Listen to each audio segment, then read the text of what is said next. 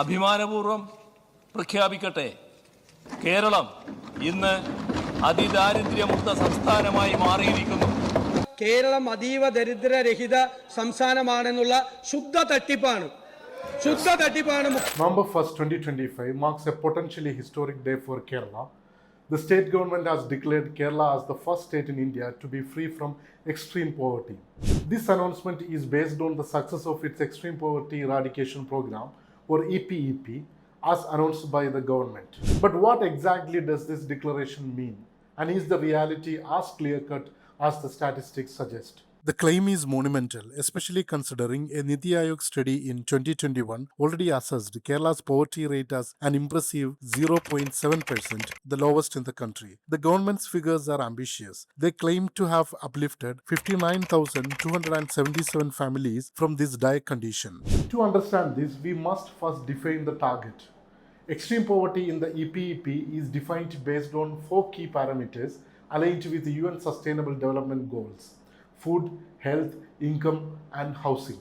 It identifies those who cannot fulfill basic needs and cannot move forward without strong external assistance. This group, often invisible, was the focus. The government claims its initial comprehensive survey involving 4 lakh enumerators identified 64,006 extremely poor families comprising 1,03,099 individuals. The overall poverty rate in the state has drastically fallen from 59.8% in the early 70s. The strategy was not a one-size-fits-all. The project championed micro-plans tailored for the unique needs of each identified family. For some, it meant essential documents like the 21,263 individuals who were provided with basic ID, ration or Aadhaar cards. For others, it was shelter. 3,913 families received new houses and house repairs were carried out for 5,651 families. Food security was ensured for 20,648 families, with 2,210 receiving cooked food via Kudumbashri hotels. Health services reached 85,721 individuals and critically palliative care was given to 5,777 patients. This decentralized approach, with local bodies leading the charge, is what the government credits for its success. While the government is celebrating, critical voices are ringing loud, especially from Kerala's tribal communities. The Adivasi Gotra Mahasabha and activists like Manikuttan Paniyan are questioning the fundamental methodology. They allege that the initial survey failed to give special consideration to the tribal population, claiming that only 5% of the 64,006 identified families belong to the scheduled tribes.